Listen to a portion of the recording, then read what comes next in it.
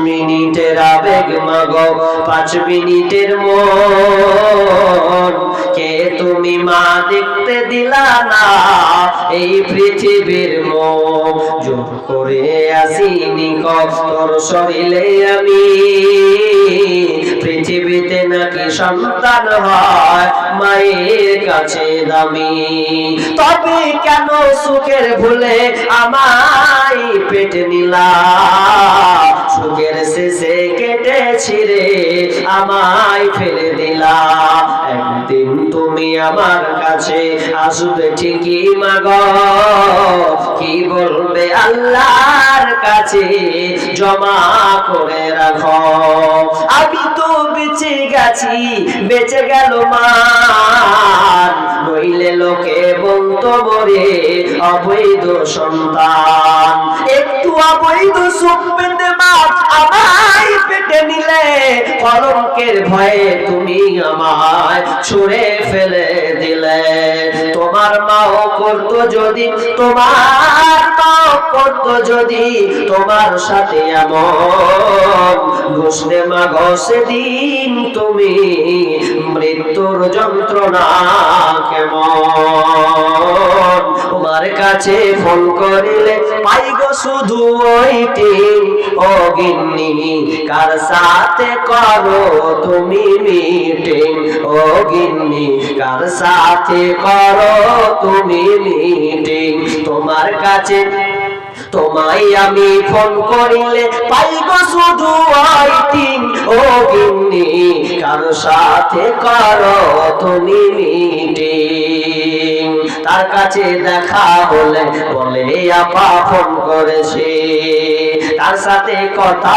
হলে বলে বাবা ফোন করেছে একবার কই বাপের কথা একবার কই মায়ের কথা একবার কই ভাইয়ের কথা একবার কই বোনের কথা এইভাবে কতদিন করবা চিটিং ও গিন্নি কার সাথে করো তুমি মিটিং ও গিন্নি কার সাথে করো তুমি মিটিং নামাজে রোজার ধার ধারে না মোবাইলে ব্যস্ত স্বামী তাহার ফোন করিলে কথা কয় না সে তো বুবু কথা কয় না সে তো ওই নামাজে রোজার ধার ধারে না মোবাইলে ব্যস্ত স্বামী তাহার ফোন করিলে কথা কয় না সে তো স্বামী কয় প্রাণের বিবি কত ভালোবাসি আমি স্বামী কয় প্রাণের বিবি কত ভালোবাসি আমি তোমায় আমি ফোন করিলে পাইব শুধু ওইটিং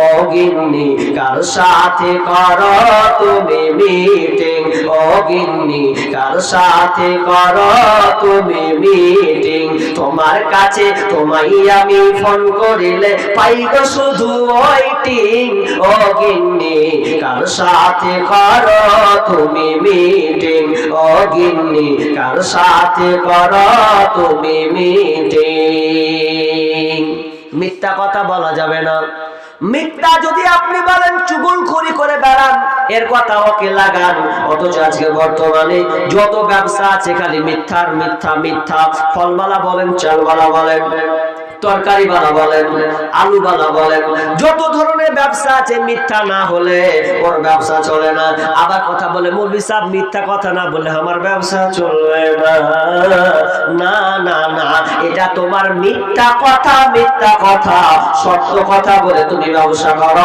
তাহলে তোমার ব্যবসাটা হালাল হবে যদি মিথ্যা কথা বলো তাহলে তোমাকে সেই কবরের আযাব খেতে হবে শুধু তাই নয় সামুরা বিন জুনদুব হাদিসটি বর্ণনা করছেন বুখারীর হাদিস বিশ্ব নবী যখন ফজর সময় হয়ে যেত ফজরের সময় হয়ে গেলে আপনার কিনা মুসল্লির দিকে মুখ করে বলতেন ওরে আমার সাহাবীরা তোমরা কি আজকে স্বপ্ন দেখেছো তোমরা কি আজকে কোনো স্বপ্ন দেখেছো তখন সাহাবীরা বলছেন না ইয়া রাসূলুল্লাহ আজকে আমরা কেউ স্বপ্ন দেখিনি তখন বলছেন নিয়ে দাদা শোনো আমি আজকে একটা স্বপ্ন দেখেছি ভয়ঙ্কর স্বপ্ন কি স্বপ্ন দেখেছো বিশ্বনবী বলছেন ওরে সাহাবীরা শোনো লম্বা ঘটনা দুইজন লোক এসে আমাকে ধরলো, ধরে নিয়ে আমাকে পবিত্র ময়দান এমন একটা জায়গা নিয়ে গেল যেখানে ইঙ্গিত করা হয়েছে সাফা ময়দান, তার দিকে আমাকে নিয়ে যাওয়া হলো।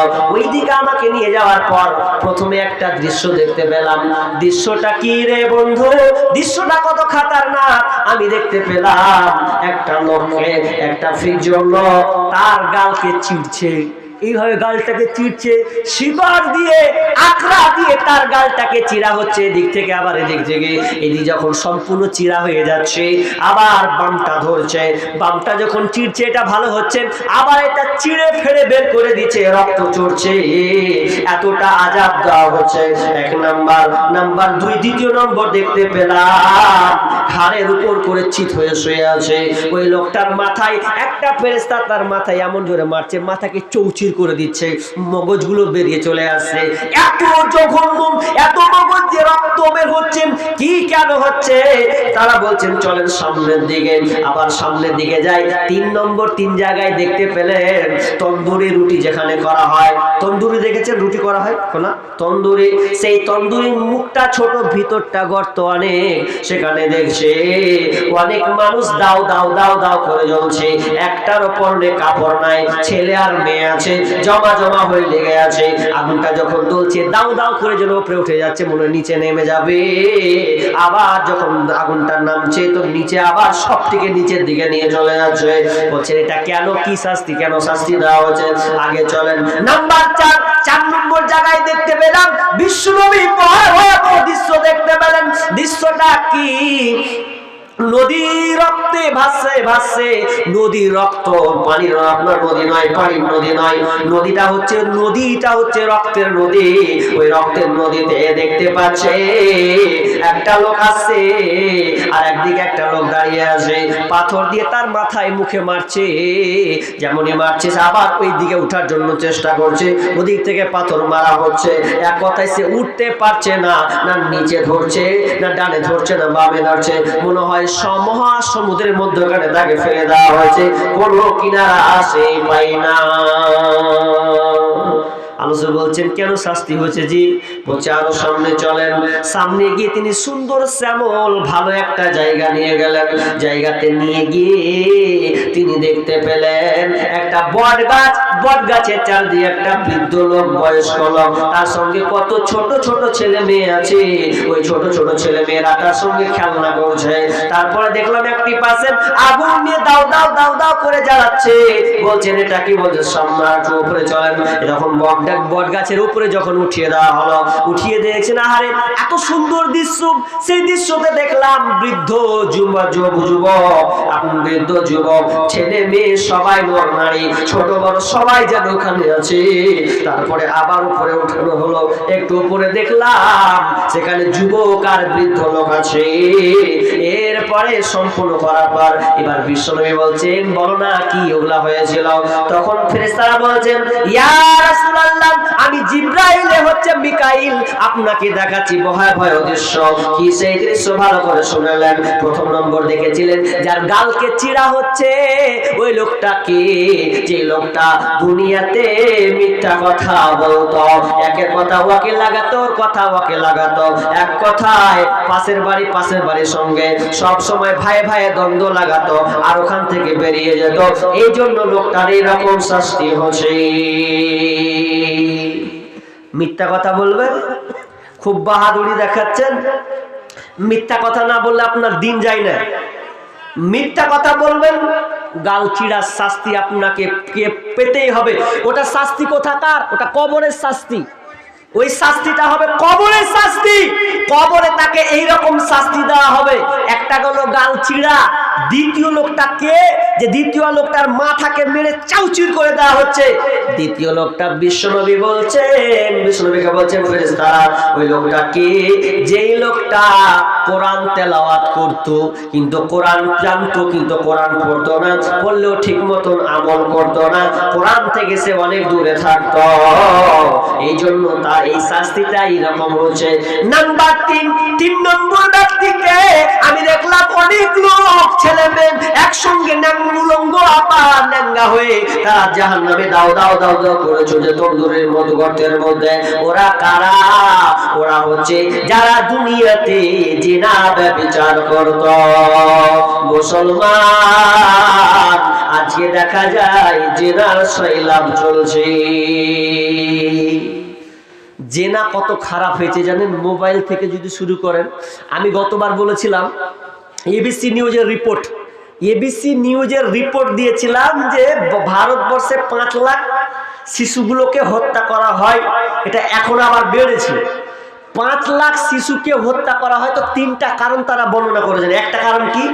একটা কারণ বর্ণনা করছেন, সেটা হচ্ছে কি যে সন্তান বেশি নিবে না, মেরে দিচ্ছে, 2টা বেশি নিবে না, যেমন করে হোক মারতে হবে। একটা কারণ বের করেছেন। দ্বিতীয় কারণ কি করেছেন? যে বিয়ের আগে অনেক মা বোন প্রেগনেন্ট হয়ে বসে আছে। না এরকম আপনার এলাকায় নাই, তো মালদার ডিস্ট্রিক্টে তো আছে, ঘটেছে যে বিয়ে হয়নি তার আগে প্রেগনেন্ট হয়ে বসে আছে, পেটে বাচ্চা। তখন মা তখন কি করবে? কি লাজে কার সঙ্গে পরকিয়া করতে গিয়ে, জেনা করতে গিয়ে ধরা মানে এর হাল হলো। তো এখন যদি গরিব ঘরের বেটি হয় তো ওর কোনো রাস্তা আছে? জি, ওকে বলবে যে এক কাজ কর, মরগা, মরার বেটি মরগা, তাহলে বিষ খায় লেগা, এই হচ্ছে। আর না হলে বাচ্চাটাকে মেরে দে।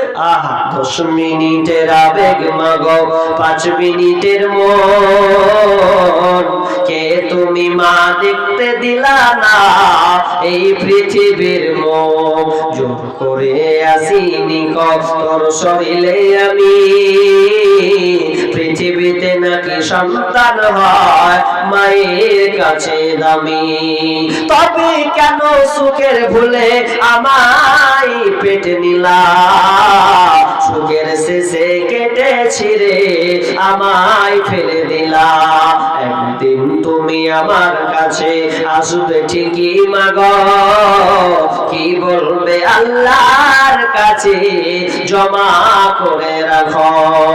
আমি তো বেঁচে গেছি, বেঁচে গেল মান, নইলে লোকে বলতো মরে অবৈধ সন্তান। একটু অবৈধ সুখ পেতে মা আমায় পেটে নিলে, কলঙ্কের ভয়ে তুমি আমায় ছুঁড়ে ফেলে দিলে। তোমার মাও করতো যদি, তোমার সাথে এমন, ঘষতে মা ঘষে দিন তুমি মৃত্যুর যন্ত্রণা কেমন। ওরে মা, ওরে বোন, তোমাকে বলি শোনো খবরদার, তুমি জেনার নিকট যেও না। আল্লাহ বলছে ওলা তাকরা বুঝছে না, আল্লাহ তাকরা বুঝছে না, খবরদার তোমরা জেনার নিকটবর্তী হবে না। কারণ জেনাটা এমন একটি খারাপ জায়গা, কোন মানুষ যদি জীবন জেনায় একবার চলে যায়, ধোকার লাইনে চলে যায়, তাহলে বাঁচা তার কোনো পথ নাই। অথচ আজকে দেখা যায় মুসলমানের ঘরে ঘরে ঘরে ঘরে ঘরে জেনার শৈলাভ চলেছে। আবার অনেকে বাপ মাকে ফাঁকি দিয়ে ছেলে মেয়ে প্রেম করে আবার কোর্ট ম্যারেজ করে চলে আসে। এগুলো সব জেনা, সব জেনা। যতদিন বাপ না রাজি হচ্ছে মেয়ের বিয়েতে, যত আবার পোতার লাতি যতই হোক, জীবনে হালাল হবে না। হালাল কোর্ট ম্যারেজ করেন, কোর্ট ম্যারেজ করেন, উপায় নাই। বাপ যদি রাজি না হয়, আবার নতুন করে বিবাহ করাতে হবে ওকে। মা বোন খবরদার, জেনা থেকে বাঁচো। মোবাইলে যত ছেলে ছবি আছে ডিলিট করে দাও। ওরাকে তোমরা চিনো না, বেড়ে ছেলেকে চিনো? বেটা ছেলে তোমরা কে ভাবে শালপাত, ভালো করে মনে রাখিও। শালপাত বুঝেন জি? শালপাত খেলে শালপাত ফেলে দেয়, রাখবে? মা বোনকে বলবো আপনারা কাঁচা থালার মতন হন, শালপাত হয়েন না। কাঁচা থালা মা বোনেরা কোনদিন ফেলে দেখেছেন? ফেলে মানে এই একটু যদি উল্টা পাল্টা করতেন কবে যে কিনা খাওগা, কিনে কাঁচা থালা মায়ের বাড়ি থেকে নিয়ে এসছি, তো মাথা খারাপ, এরকম বলবে। আর শাল পাতে খেতে শিখেন। দেখেন আমি আসছি, শেষের দিকে আসছি, চলে এসছি। হ্যাঁ চলে এসেছি শেষের দিকে। তো কি বললাম যে আপনি এই জেনা থেকে বাঁচার চেষ্টা করুন। অনেক মা বোন আছেন পুরুষকে আকৃষ্ট করার জন্য যে ঢঙ্গে ঢঙ্গের কাপড় পরছে, আল্লাহ পুরুষকে আকৃষ্ট করছেন। বোন সাবধান হন, নাহলে আপনার এইরকম হালাত কবরে শাস্তি হবে। তারপরে কি শাস্তি দেখতে পেলেন? তারপরে দেখছেন যে রক্তের নদীতে মারছে, ওটাকে জানেন? সুদখোর। ওই সুদখোরের শাস্তি ওরকম হতে থাকবে যারা সুদ খাবে দুনিয়াতে, এরকম শাস্তি কবরে একবারে শাস্তি। ওটা নিদর্শন তিনি বর্ণনা করছেন। তারপরে শুনেন, এবার বসেন, শেষের দিকে বলি, আমি আর ব্যাখ্যাটা করছি না। তবে কবর থেকে যদি আপনি বাঁচতে চান, একটা টিপস দিচ্ছি, নিয়ে যান এটা। কবর থেকে যদি আপনি বাঁচতে চান তাহলে একটা টিপ দিচ্ছি, হাদিস থেকে আপনাকে বলছি, ভালো করে শুনুন। আচ্ছা, কোরআন কে কে পড়তে পারেন ভাই? হাত তুলেন তো। কটা লোক? মাশাআল্লাহ, কয়েকটা লোক তুলেছে। আহা, খুবই আফসোস জি। হ্যাঁ জি, আমরা নবীকে না দেখি গা। ভালো করে শিখেন তো। আমরা নবীকে দেখেছি কি? দেখিনি মানেছি। নবীকে না দেখি গা, কিন্তু আপনাকে একটা কথা বলছি, ভালো করে শুনেন। নাবী তো কোরআন তেলাওয়াত করেছেন, 30 পারা মুখস্থ তিনি। সর্বপ্রথম যদি কারি, যদি আপনি হাফেজ বলেন তো নবী সাল্লাল্লাহু আলাইহি ওয়াসাল্লাম, তাই তো? প্রথম হাফেজ তো তিনি। আমরা তিনাকে দেখিনি। ভালো করে শুনেন, মুরব্বী আপনাকে বলছি, আপনি কোরআন পড়তে শিখেননি, একটু আফসোস করেন না যে আমি না হয় পড়িনি, নবীকে দেখিনি, কিন্তু নবী তো কোরআন তেলাওয়াত করেছেন, মুখ লড়াননি। কি পড়েছেন? বিসমিল্লাহির রহমানির রহিম, আলিফ লাম মিম, যালিকাল কিতাবু লা রাইবা ফীহি হুদাল লিল মুত্তাকিন। তার মানে আপনি যখন এইভাবে পড়বেন, নবী তো এইভাবে পড়েছেন, ঠোঁটখানটা তো তার এইভাবে নড়াচড়া করেছে, আপনি যখন পড়বেন তো আপনার ওই রকম ঠোঁট নড়বে। নবীকে আপনি না দেখেন, কিন্তু আপনি যদি কোরআন পড়েন তো নবীর সঙ্গে আপনার নবী যেমন ঠোঁট নড়ছে, আপনার ওই রকম ঠোঁট নড়তে নড়তে আপনার যাবে। তাহলে একবার কি আপনার আশা জাগে না নবীকে না দেখে? তো নবী যেভাবে কোরআনটা পড়েছে ওইভাবেও আমি আমার বাড়িতে গিয়ে হরফের উপরে হাত দিয়ে দিয়ে দিয়ে দিয়ে আমিও নবীর মতন করে কোরআন তেলাওয়াত করব, এই ইচ্ছাটা কি আপনার জাগে না? কবরে আপনি যাবেন, খালি ছেলে মেয়েদেরকে, জানেন কি বলবো দুঃখের কথা, ছেলে মেয়েদেরকে টিউশনি দিচ্ছে যে সামনে মাধ্যমিক যাবে। ফেব্রুয়ারিতে আপনাদের নাকি? ফেব্রুয়ারিতে মাধ্যমিক আছে। তো এই মাধ্যমিকের জন্য বেটা বেটিকে কত যে টিউশনি দিয়েছে আল্লাহ ভালো জানে। ফেলেন, কত যে টিউশনি দিয়েছেন তা আল্লাহ ভালো জানে। কিন্তু কোন বেটাকে আপনি দিয়েছেন যে বেটা তুমি কোরআনটা শিখো, আমি যদি মরেও যাই অন্তত তুমি কোরআন তেলাওয়াত করবে, তাও তো আমি নেকিটা পাবো, তুমি আমার জন্য দোয়া করবে, এরকম বেটা আপনি রেখে গেছেন? রেখে তো জানি মৌলবীর সঙ্গে আপনি ঝগড়া করেছেন।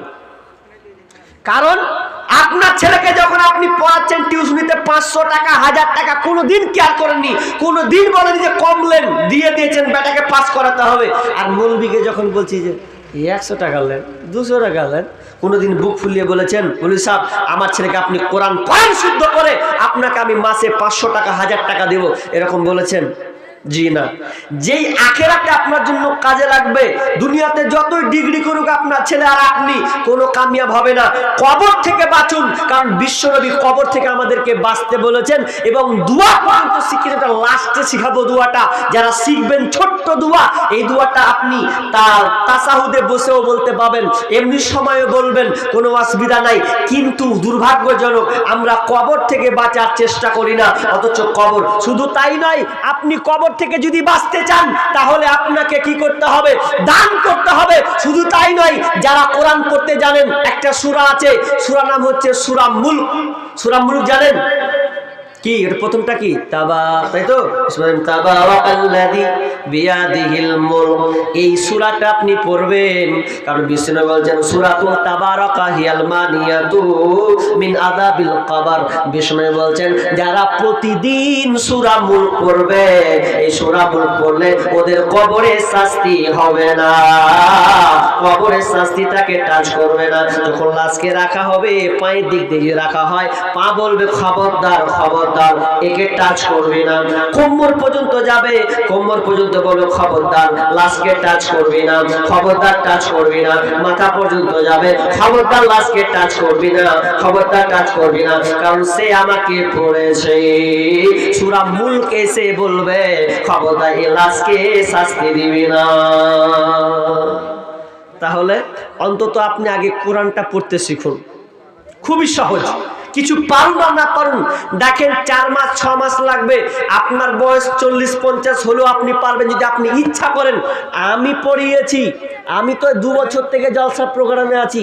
যখন পড়াতাম এর আগে আমার কাছে 30-40 সব রকমের আমি পড়িয়েছি, মসজিদে থেকে যে পড়িয়েছি, অনেকে অনেক আম্মা পাড়া পর্যন্ত ধরে নিয়েছে। তা আপনি আপনার গ্রামের মৌলবি আছে, ওর কাছে বসুন, সময় দেন, নেন, দরকার হলে আপনি পার্সোনাল বসুন, দরকার হলে আপনি 500 টাকা দেন। কত টাকা কোন দিকে যাই এই কোরআনটা শেখার জন্য? অন্তত আপনি আপনার ইনকাম থেকে যাক 5000 টাকা গেল নাই, 5000 টাকা গেল, কি আছে? অন্তত কোরআন পড়তে শিখুন আল্লাহর হস্তে। আর কবরের আযাব থেকে বাঁচতে হলে দান করতে শিখুন। দান কেমন করবেন? দান নিজের হাতে করতে শিখুন ভাই। খবরদার, কেউ কারো আপন নয়, এটা মনে রাখবেন। কেউ কারো আপন নয়। কবরে যতক্ষণ রাখতে দেরি ততক্ষণ আপনাকে মনে রাখবে, কবরে শুয়ে যাবেন, আপনার কেউ কোনোদিন খবর নেবে না। কতদিন বলেছি বাপজি, আপনি যে টাকা পয়সা সন্তানের জন্য আপনি রেখে যাচ্ছেন, সেই সন্তান যদি কুলাঙ্গার হয়, বেঈমান হয়, বদমাশ হয়, আর ওই টাকা যদি হারামে লাগায়, সমস্ত শাস্তি পাপ আপনার কবরে যাবে। যে যাদের জন্য আপনি ভেবেছেন যে আমার সন্তানের জন্য গাড়ি দিলাম, বাড়ি দিলাম, জমি জায়গা দিলাম, দিয়ে আপনি ছেড়ে চলে গেলেন কবরে, শাস্তি পেতে আপনাকে হতেই হবে। যদি সন্তানকে আপনি নেক্সট সন্তান বানিয়ে যান, তাহলে কবরে শুয়ে শুয়ে ওই আপনার সম্পদ যেগুলো ছেড়ে গেছেন, আর সন্তান যদি ভালো পথে ব্যয় করে, আল্লাহ রাস্তায় দান করে, তাহলে আপনি কবরে শুয়ে শুয়ে নেকি পাবেন। আর যদি আপনি বেঈমান সন্তান নিয়ে যান, রেখে যান, তাহলে আপনার কবরে শাস্তি পেতেই হবে। আরেকটা কথা বলে রাখি বাপজি, আপনাকে বলছি, আপনার মাল ততক্ষণ যতক্ষণ বেঁচে আছেন ততক্ষণ, মরে যাবেন ওগুলো আপনার মাল নয়, ওগুলো হবে ওয়ারিসের মাল। এটা কতদিন বলে আসছি, কিন্তু আমরা বুঝার চেষ্টা করি না, বলি দেখা যাবে, পরে দেখা যাবে, দেখা যাবে। আপনি এখানে কটা লোক বৃদ্ধ লোক আছেন, বয়স্ক লোক আছেন, বলেন তো, আপনার চোখের সামনে আপনার ছেলে আপনার জন্য বেঁচে আছেন, কোন আপনার সন্তান 5000-10,000 টাকা দান করে 2000 টাকা, যে আব্বা বেঁচে আছে, আল্লাহ আব্বা দেখুক আমি এখন 2000 টাকা দিলাম, এরকম কটা সন্তান আছে দেখাতে পারবেন? মরে গেলে একটু অনুসরণ করে দেয়, কিন্তু আপনার মন কি বলে যে আমার বেটা এখনো আছে, আমার চোখের সামনে 2000 টাকা আল্লাহর রাস্তে দিবে, এরকম দীর্ঘ বিশ্বাস আছে না? বিশ্বাস, আপনি যে ভাতটা খান ওটা গেলে ভাগ হয়, কোন বেটা কখন খিলাবে। ও বলছে তুই একদিন, তুই একদিন। বাপের খাবার ছেলেরা পালি সিস্টেম করে, কেমন? মৌলবীদের পালি, মৌলবীদের সিস্টেম করে খাওয়াই। তো আপনি টাকা দান করবে আপনার জন্য দূরের কথা, শুধু তাই নাই, ছোটবেলায় টানাটানি করেছে, বড়বেলায় বলে তুইলে তুইলে তুইলে। কত দেখলাম যে বাপ মরছে, লাস্টের বেলা সহি করে লিছে, জাগা দিয়ে মারপিট হয়েছে। আপনাকে কত নজির দিব, মাকে বারান্দায় ফেলেছে, গোয়াল ঘরে রেখেছে, এরকম কতটা আছে। তো আপনি বেঁচে আছেন যতক্ষণ, ওই তো কথা আছে না, থাকতে গরু বাইনা হাল তার দুঃখ সর্বনাশ। আপনি যতক্ষণ মালিক আছেন ততক্ষণ এদিকে ওদিকে করতে পারেন, মরে গেলেন মালিকের খতম, খেল খতম। আল্লাহর হস্তে যেটুকু দিয়ে যাবেন সেটুকু আপনার। আর আরেকটা হাদিস বলেছিলাম যে আপনার নিজের মাল হচ্ছে 3টি, মুখস্থ করে বাড়ি যান যদি না শুনে থাকেন। আপনার নিজের মাল কয়টি জানা আছে কি? গনেলেন, আপনার নিজের মাল 3টি। কয়টা বললাম জি? 3টি, কিন্তু 2টা নষ্ট হবে দুনিয়াতে, একটা থাকবে। আপনি যেটা খাবেন ওটা আপনার মাল, এটা হাদিস বলছি আপনাকে। আবু হুরায়রা হাদিস বর্ণনা করছেন কি, যে আপনি যেটা খান ওটা আপনার মাল, যতক্ষণ খাচ্ছেন, এটাকে খানা বলা হয়। কিন্তু খানার আবার বিপরীত হয়ে যাবে পায়খানা, থাকবে না, ভ্যানিস, খেলেন নষ্ট হয়ে গেল। যেটা শরীরে পরে আছেন ওটা পোশাক, ওটা পরলেন ওটা আপনার, কিন্তু নতুন হতে হতে একদিন কি হবে জি ভাই? পুরাতন, নতুন থেকে পুরাতন। আর 3 নম্বর আপনার মাল, সেটা হচ্ছেন আপনি আপনার সম্পদ থেকে যেটা আল্লাহ রাস্তায় জমা করেছেন, ওটা হচ্ছে আপনার মাল। বাকি মনে করছেন বাড়ি রেখে গেলাম, টাকা পয়সাগুলো আপনার নয়, ওটা ওয়ারিসের মাল। আপনি বুঝতে পারেননি, আপনাকে বুঝাবো। আমি এদিক হয়ে এসেছি ভালুকা হয়ে, তো ভালুকাতে নেমেছি। ভালুকাতে আপনি টিকিট ধরুন, টিকিট ধরে বলবেন আমি মালদা যাব। মালদা যদি ধরেন তো টিকিট মিনিমাম 40 টাকা, কটা 40-50 টাকা নিবে মালদা গেলে। মালদা যদি যান, আচ্ছা ট্রেনটা যদি কলকাতা পর্যন্ত যায়, কিংবা বর্ধমান পর্যন্ত যায়, কিংবা দিল্লি পর্যন্ত যায়, তা আপনি টিকিটে আপনি বসলেন একটা সিটে বসলেন, তো সিট পেলেন। আচ্ছা বলেন বাবজি, আপনার উত্তর দেন তো, মালদা যখন চলে আসবে তখন সিটটা থেকে আপনি নামবেন কি নামবেন না? নামবেন তো? কথাটা ভালো করে বুঝিয়েন, নামবেন। আচ্ছা নামার পর বলেন তো সিটটা ফাঁকা থাকবে না অন্য কেউ বসবে? হ্যাঁ, অন্য কেউ বসবে। ঠিক তেমনি ভাবে আপনি যতক্ষণ বেঁচে আছেন ততক্ষণ আপনার মাল, যখনই আপনি মরে যাবেন বেটারা ভাইরা, বেটা না থাকলে আপনার ভাই আপনার বাপের দিকে চলে যাবে, ওটা আপনার সম্পদ মিলি বন্টন হবে, ভাগ হয়ে যাবে। তার মানে আপনাকে এটা বুঝতে হবে এটা অরিসের মাল, এটা আমার মাল নয়। যতক্ষণ বেঁচে আছি ততক্ষণ আনন্দ ফুর্তি করে নিব, এটাই হবে আপনার মাল। কিন্তু আপনি যেদিন মরে যাবেন সেদিন আর আপনার কোনো মাল কাজে আসবে না। এই মাল ধন ছিল তোমার দাদার, সে মরে গিয়ে হয়েছে তোমার বাবার। বাপের মালকে তুমি ওয়ারিশ হইলে, কাল ছেলে ওয়ারিশ হবে, তুমি মরে গেলে। ধন ধন করিও না ধন অপরজন, মরিলে তোমার সাথে যাবে না ধন। ধন ধন অপরজন না রহে কাহার, অপরে তোমার মালে উড়াবে বাহার। আজ তুমি পড়িতেছ রেশম পশম, কালকে পড়িতে হইবে মরণের কাফন। একা অন্ধকারে ছেলে মায়ের কুদরে, একা ফেরে যেতে হবে ঘোর অন্ধকারে। সেকেন্ডার বাচ্চা মরিবার কালে এই ওসিয়ত করে বরিস সকলে, মরিলে আমার তর শুনবারে বার, কাফনের সাথে হাত বেঁধো না আমার। সকলে মিলে ঝুলে খাটলিতে করে, দুই হাত ঝুলাইয়া লইয়া যাইও মরে। এই হাল দেখে মোর যত মাখলুকাত আফসোস করিবে আর কহিবে এবার। সেকেন্ডার বাচ্চা এমনই এক ছিল, সকলে থাকিল আর খালি হাতে গেল। তার মানে আপনি মরে গেলেন, আপনার ধন আর কিন্তু ধন নয়। এই জন্য আমি অনেক জায়গায় বলেছি ধন সম্পদকে আপনি কাজে লাগান, সন্তানকে আপনি কাজে লাগান, তবে আপনার ধন সম্পদ আপনার কাজে লাগবে। কিন্তু হতভাগা মুসলমান অনেক বাপজিকে বলে পারলাম না। একজন বাংলাদেশের ডাক্তারকে প্রশ্ন করা হয়েছে, ডাক্তার মশাই আপনাকে কোনোদিন চার চাক্কায় নিজে কিনতে দেখলাম না, অথচ আপনার দিনে লাখ লাখ টাকা ইনকাম, দিনে আপনার 1 লাখ টাকার উপরে ইনকাম, এরপর আপনি চার চাক্কা নিয়ে আসেন না। পাশে আপনি নার্সিং হোম খুলেছেন, সাংবাদিক প্রশ্ন করছে আপনি নার্সিং হোম খুলেছেন, আপনি তো চার চাক্কা নিতে পারছেন। তখন ডাক্তার বলেন আমার চার চাকার প্রয়োজন মনে হয় না, আমি বাড়ির পাশ থেকে চলে আসি, এখানে আমার ডিউটি করে, আমার পছন্দ আমার দরকার নাই, আমি নিতে পারি। তখন ডাক্তার বলছে শোনো, আমি যে এই টাকা পয়সা গুলো দেখছো এটা আমার নয়। যে কার, আপনি কেমন কথা বলছেন, আপনার না এটা আমার নয়, আমার যত ধন সম্পদ এটা হচ্ছে আল্লাহর। আল্লাহ আমাকে ব্যবহার করতে দিয়েছে, আমার যতটুকু দরকার আমি ততটুকু নিয়ে নিয়েছি, বাকি আমার যত ধন সম্পদ আছে এগুলো আমি পৃথিবীর কাউকে দিই না, আমি সব আল্লাহ যে খাদ্য এগুলো আছে সব আমি আল্লাহ রাস্তায় জমা করে দিই, কারণ আমার এটা মান নয়। বলতে বলতে তিনি একটা উদাহরণ দিলেন, ধরে নাও আমার এই নার্সিং হোমে দেখছেন অনেক লোক আছে, কর্মচারী আছে, নার্সিং হোমে ওষুধ দেয়, এরা আমার প্রতিদিন লাখ লাখ টাকা লারে, টাকা কিন্তু লারে, কিন্তু লারার সময় দেখবে ওরা টাকা লারে ঠিকই বাক্সে ভরে দেয়, কেউ বাড়ি নিয়ে যায় না, লারা কামড়ালে কাস্টমারকে দিলে আবার ঢুকালে এরকম করে। ঠিক তেমনি ভাবে আল্লাহ আমাকে ওইভাবে সম্পদ দিয়েছে, আল্লাহ আমাকে লাতে দিয়েছে, যতটুকু দরকার অতটুকু নেই, বাকি আমি আল্লাহ রাস্তায় জমা করে দিই।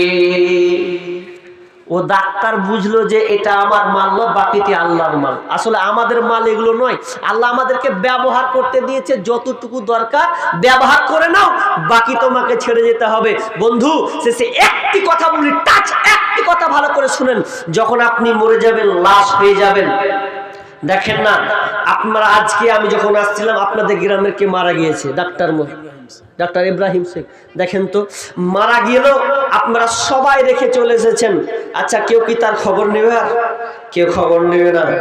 মানুষ যখন মরে, নিজেকে আপনি ভাবুন, আপনি নিজেকে ভাবুন যে আমার কি অবস্থা হবে। ডাক্তার সামনে গেছে কবরে, তো বাড়ি থেকে একবার শুনত, একটু ঘুমান্ত, তো ঘুমিয়ে হাজি আর এক জায়গায় কথা বলছি যে হাজি ভাই কবর থেকে ভয় লাগে না? ভয় যদি না লাগে তো একদিন মসজিদে যেও, মসজিদে যে খাটটা আছে না, ওই খাটটাতে একবার রাতে ঘুমিয়ে দেখিয়ে তো কেমন লাগে, ট্রাই করে দেখিয়ে তো একবার, কেউ নাই রাতে 12টা 1টায় চলে যাও, একবার ঘুমিয়ে দেখো তো 8 ঘন্টা 10 মিনিট কেমন লাগে, এবার ট্রাই করে দেখো। জান খাতরা হয়ে যাবে আপনার। কিন্তু আপনাকে যেতে বলছি না, আপনাকে বুঝানোর জন্য বলছি যে আপনি মনে করেন বাড়িতে ঘুমিয়ে আছেন, ধরুন আপনি মরে গেছেন, কি হবে? মনকে বলেন, মন আমি এখন ধরলেন মরে গেলাম, মরে গিয়েছি মন, এখন মরা অবস্থা কি হবে আমার? সবাই কাঁদছে, সবাই আমার জন্য চোখের পানি ফেলছে। কে বলছে ভাই তাড়াতাড়ি কর, ভাইয়ের সময় হয়ে গেছে, আব্বার সময় হয়ে গেছে, তাড়াতাড়ি করে দাফন কাপড় আপনি কিনা গোসল দাও। সবাই গোসল করবে, পরন থেকে আপনার কাপড় করে উলঙ্গ করে দেবে, শেষ গোসলটা আপনাকে করা দেবে, শেষ গোসল করবে মন। এরপরে সবাই কাঁদবে আর বলবে তাড়াতাড়ি করে কাফনটা পরিয়ে দাও। মন সবাই আমাকে কাপড় পরালো, কাপড় পরা পর আমি দেখছি আর আমার সঙ্গে কোনো কাপড় যুক্ত নাই, সাদা কাটা কাপড় আছে। এবার সবাই বলছে তাড়াতাড়ি করে লাশকে নিয়ে চল। আপনি বলছেন মন যাকে ছাড়া আমি চলতে পারতাম না সেই বিবি পর্যন্ত আমাকে ছেড়ে দিচ্ছে, যাকে ছাড়া গ্রামে চলতে পারতাম না তারা পর্যন্ত বলছে লাশটাকে নিয়ে চল, আর রাখা যাবে না। সবাইকে দেখছি আমার খাটলিয়া ধরেছে, আমার বন্ধু ধরেছে, আমার ভাই ধরেছে, আমার কাকা ধরেছে, সবাই মিলে নিয়ে যাচ্ছে। আমি এমন একটা মানুষ অন্ধকার দেখলে আমার ভয় হয়, অথচ কবরটা দেখবেন কত অন্ধকার। যখন লাশকে রেখে দেওয়া হয় আস্তে আস্তে করে না হয় বাপ নামে কিংবা বেটা নামে কিংবা বন্ধু নামে, শেষবারের নাম নামে নেবে নেই আর কিন্তু নামে না উঠে যায়, দিয়ে আস্তে আস্তে করে একটা করে বাঁশ দেয়। ওরে মন বাঁশ দিচ্ছে আমার উপরে, যেন বাঁশ ফেলা হচ্ছে, আমি আর যেন আস্তে আস্তে অন্ধকার নেমে আসে। সবাই চাটাই মেরে দিল, অন্ধকার আর যেন ফুটে ফুটে আলো পাচ্ছে। মাটি যখন চাপাচ্ছে মন মনে হয় আমি আর কিছু দেখতে পাই না, অন্ধকার পুরো হয়ে গেছে। আর আমি কেমন করে এখানে একা একা ঘুমাবো, কেমন করে আমি একা একা থাকবো, এটা তো অসম্ভব। কিন্তু কেউ আপনাকে সাড়া দেবে না, কেউ আপনার কথা শুনতে পাবে না। আপনি ঠিক চিৎকার করবেন, একবার বলেন মরে গেলে আমার হালাতটা কি হবে, কেমন করে আমি থাকবো। অতএব এই জিনিসটা যদি আপনি ভাবেন, অন্তত যদি না ভাবেন, কবরস্থান গিয়ে যান, একটু দাঁড়ান, কি হালাত হবে যান, একটু ইমিরালানির জন্য যান, দিয়ে দেখেন কবরে আমার আব্বা আছে, ভাই আছে, বন্ধু আছে, প্রতিবেশী আছে, আমাকে ওখানে যেতে হবে, কেমন করে ওখানে আমি থাকবো। এই অন্তটা দিলে টানেন, দেখেন আপনার মধ্যে পরিবর্তন আসবে, আপনার মনে চেঞ্জ আসবে। আর তখনই আপনি ভাবতে পারবেন এই দুনিয়াটা ক্ষণস্থায়ী চিরস্থায়ী নয়। আপন আপন বলিস কারে, কেউ তো আপন হয় না, স্বার্থ ছাড়া এই ভুবনে। কত আছে? ওই 10:30 10:30 মেয়েদের নাকি এটি? আচ্ছা এটি মেয়েদের 19:30 আছে, 19:50 আছে তাহলে। যাক, আর এটি আমাকে আগে দান করা হয়েছে ভাই, ইনশাআল্লাহ। দেখেন আর বসিয়ে না, 15 মিনিট আপনাদেরকে হাত জোর করছি, দরকার হলে পায়ে পড়ে যাব তাও ভালো, কিন্তু 15 মিনিট উঠেন না আল্লাহর রাস্তে। যা গেছেন গিয়েছেন, কিন্তু 15 মিনিট আপনাকে আমি বিরক্ত করতে চাচ্ছি, এটা যেহেতু এটা মসজিদের জালসা। আপনি বলবেন আমার কাছে নেই তো নেই, কিন্তু সাহাবীদের বৈশিষ্ট্য রেখে যান। সাহাবীরা যদি না দিতে পেরেছেন তো বসে বসে বলেন আল্লাহ আমার নাই তো ওয়ার আছে, ওকে আল্লাহ তুমি দেওয়ার তৌফিক দাও। তার সাথে সাথে আপনি আমিন বলবেন, ঠিক কিনা? আমিন বলবেন, নেই তো নেই, কিন্তু বসুন, সহযোগিতা করুন, এটা আপনার সহযোগিতা, এটা আপনার দোয়া। অতএব উঠবেন না, আমি 15 মিনিট নিব, এই 15 মিনিটের মধ্যে কেউ উঠাউঠি করবেন না। বলেন কে আছেন আব্বার জন্যে, মায়ের জন্যে 5000 দিনেওয়ালা একজন আল্লাহর রাস্তে আছেন? কোন ভাই আছেন, কোন মা আছেন?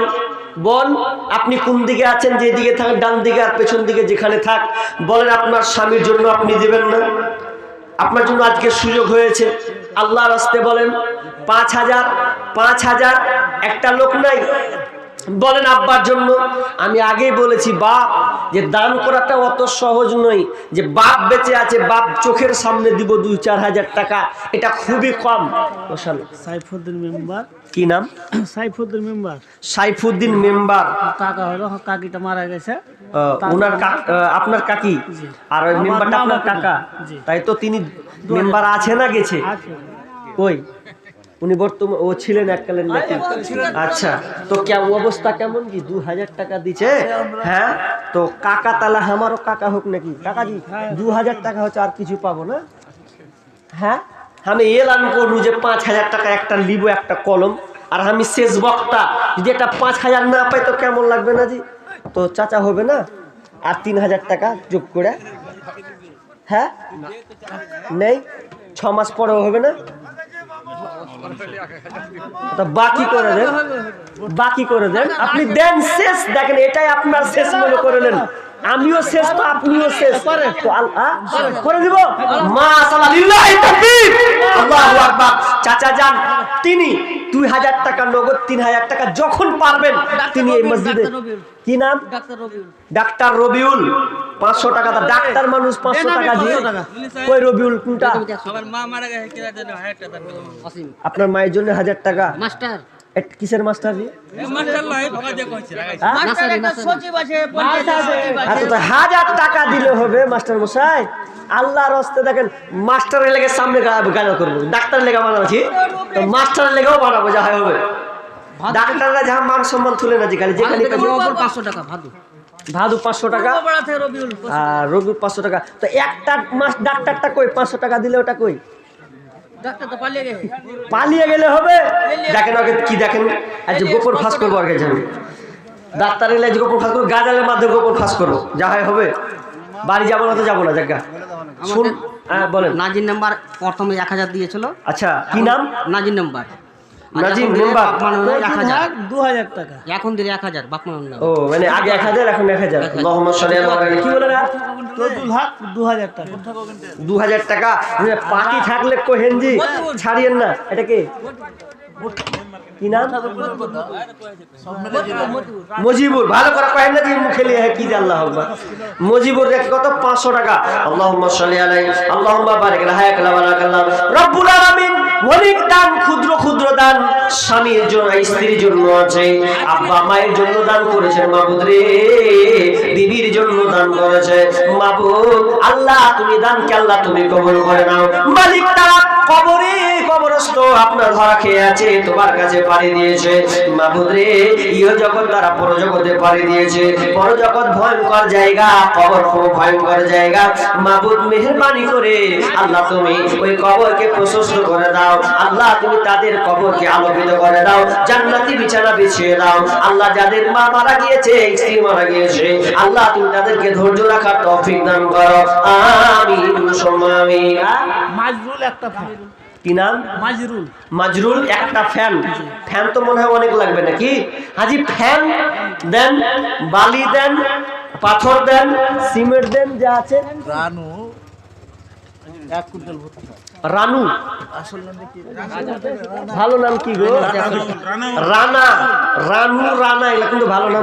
20 কিলো ভুট্টা দিল। তো জায়গা তিনি কত পরিচিত মানুষ না কইলে বের হয় না নাকি? চিনতে পারবে না তো। রানা ভাই তো কত? 1 কুইন্টাল। 1 কুইন্টাল ভুট্টা। আল্লাহুম্মা সাল্লি আলাইহি। হাজি বাজি কটি আছে? 1 2 3 বেনামিতে। হ্যাঁ বাজি, আর 2টা দিলে তো ভালো হয়। কহেন হ্যাঁ, বাপ মায়ের জন্য ইনশাআল্লাহ দোয়া করবো আমি, মুসাফির মানুষ, দোয়া কবুল হবেই, এটা আশাটা রাখেন ইনশাআল্লাহ। তো আর 2000 টাকা আবদার করছি আপনার কাছে, মসজিদের জিনিস বুঝতে পারছেন, আপনার 2 ভাগ হয়ে গেছে, 1 ভাগ খালি বাকি আছে, আল্লাহর রাস্তে 2000 টাকা। আচ্ছা দিয়ে দিলে হবে না? মানে দেখেই তো লাগছে, বুঝে পরে যা হয় হবে, দেখা যাবে নাকি জি? আল্লাহর রাস্তে বাজি হবে না ইনশাআল্লাহ। ইনশাআল্লাহ। তাকবীর, মাশাআল্লাহ। বাজি তিনি 5000 টাকা আব্বা মায়ের জন্য দিয়েছেন। আল্লাহুম্মা সাল্লি আলাইহি। সেন্টু 25 কিলো, 25 কিলো ভুট্টা খুব কম হয়েছে জি। ও 500 টাকা দিয়েছে, তার টাকা কিছু কই না। আল্লাহুম্মা সাল্লি আলাইহি। বেনামিতে 8000, বেনামিতে 8000 টাকা, তো 2000 টাকা আবদার করবো কি? 500 টাকা। তাইলে হামু জানবো যে হামু একটা কলম এম দাদুকে খালি 10,000 দিবার, আমি পার আমার হাত দিয়া টাকা 50 কিলো তো ভুট্টা। যে বেনামিটা ছিল ভাই 8000 দিয়েছে, উনি হয়তো মাইকের আওয়াজ পেয়েছে কি না পেয়েছে আল্লাহ জানে। তো আমি 2000 টাকা আবদার করছি উনার কাছে, নাম বলবো না যেহেতু বেনামি বলেছেন, তো আপনি যাকে দিয়েছেন আর 2000 টাকা আল্লাহর রাস্তে আপনার কাছে আমি আবদার করছি ভাই। তাহলে 5000 কলম একটা পেয়েছি, 2টা পেলাম, 10,000 একটা পেলাম, তো মাশাআল্লাহ বলবো যাক যে অন্তত খুশি হলাম। তো উনি আর 2000 টাকা আল্লাহর রাস্তে হবে। হ্যাঁ কয়ে দেন যে হ্যাঁ হয়ে যাবে, নাম বলছি না তো, আল্লাহর রাস্তে হবে না। আচ্ছা আমি নিজে 2টা ফ্যান দিয়ে দেব। মানে উনার সঙ্গে যুক্ত হচ্ছেন আপনি? না না, ও আহারি ওটা। ও আলা মানে ওখান থেকে শেষ। আচ্ছা ও মানে ওটা চেপে চুপে 2000 টাকা আবদার করা হলো না। ও আচ্ছা দেন, তাহলে তিনি যুক্ত হচ্ছেন দুটা ফ্যান মানে মানে 1500 করে ধরতে গেলে 3000 টাকা। আব্দুল কুদ্দুস সাহেব 50 কিলো ভুট্টা 40 টাকা। আব্দুল কুদ্দুস সাহেব 50 কিলো ভুট্টা আর 40টা টাকা দিয়েছেন। 40 টাকায় ছিল বাজি নাকি? বেনামিতে 500 টাকা। হ্যাঁ হ্যাঁ বেনামিতে 500। বেনামিতে 500 টাকা। 500 টাকা কি নাম? ইমতাজ আলী। তিনি 500 টাকা আর ভুট্টা কত? 50 কিলো ভুট্টা। আল্লাহুম্মা সাল্লি আলা আপুলে চলে 1000। কি নাম? কামরুল 1000। কামরুল 1000 টাকা। বালুয়ার উড়িষ্যা থেকে আর 2000। আর উড়িষ্যা থেকে কত? 2000। মানে এখানকারই লোক এখানকারই বালুয়া। বিদেশে গেছে না? বিদেশে। হায় আল্লাহ বারাকাল্লাহ। আমার মামা তজুমুল সাহেব আচ্ছা জি জি। 2000 টাকা বলছে, তো দামটা একটু কম। আব্দুল আচ্ছা আচ্ছা আব্দুল আখের একটা ফ্যান। আচ্ছা কি নাম বললেন? তজুল হক তজরুল হক। মডেল। হ্যাঁ ওই মরল সাপ কোজি ভাই কে ওটা? তো উনি কই কই আছেন নাকি? তো তিনি 2000 টাকা মরল মানুষ জি হবে 2000 টাকা আর 3000 টাকা বাপজির কাছে আমি আবদার করছি। 2000 দিয়েছে না? আমি 3000 টাকা আবদার করছি। দেখেন দেখেন আমার মাইকে এলান হচ্ছে আল্লাহর রাস্তে, আল্লাহর রাস্তে। মেয়েদের কাছ থেকে এগুলা দান, মেয়েদের কাছ থেকে এখন দান নেওয়ার মন সেগুলা হচ্ছে পেইনি একটাও। আকমাল হোসেন 1000 টাকা কি নাম? আকমাল হোসেন আকবল হোসেন, আফজাল হোসেন, আকমাল আকমাল কত? 1000 আর একটা ফ্যান আর এই যুক্ত করলেন একটা ফ্যান আকমাল। আল্লাহুম্মা সাল্লি আলাইহি আল্লাহুম্মা বারিক আলাইহি। আখের একটা ফ্যান। একটা মেয়েদের নাকি মেয়েদের তরফ থেকে একটা ছোট্ট করে আংটিতে এতে হবে না। মা বোন আপনাদের মালাগুলা পাঠাতে হবে, মালা, হাতের মালা, পায়ের তোড়া নাকি ঠিক বলছি তো? তো এগুলো দান আপনাদের পাঠাতে হবে, তাহলে সুন্নতি দানগুলো আপনারাও শরীক হন আল্লাহর রাস্তায়। কোন মা আছেন? কি নাম? আব্দুল আখের একটা ফ্যান। আব্দুল আখির কত? একটা ফ্যান। আর এটা কি 300 টাকা দিয়ে? ও বেনামিতে আর ওটা একটা ফ্যান দিয়েছেন। আল্লাহুম্মা সাল্লি আলাইহি আল্লাহুম্মা বারিক আলাইহি।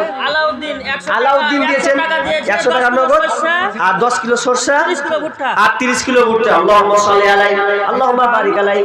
একদম গোবিন্দপাড়া থেকে এসছে। গোবিন্দপাড়া 500 টাকার দুইনা নামে 500 টাকা কার নামে? দুইটা তো কইলেন। আবুল স্ত্রী ওরা দুইজনে। ও স্বামী স্ত্রী বলেন যে স্বামী স্ত্রী তিনারা 500 টাকা দিয়েছেন।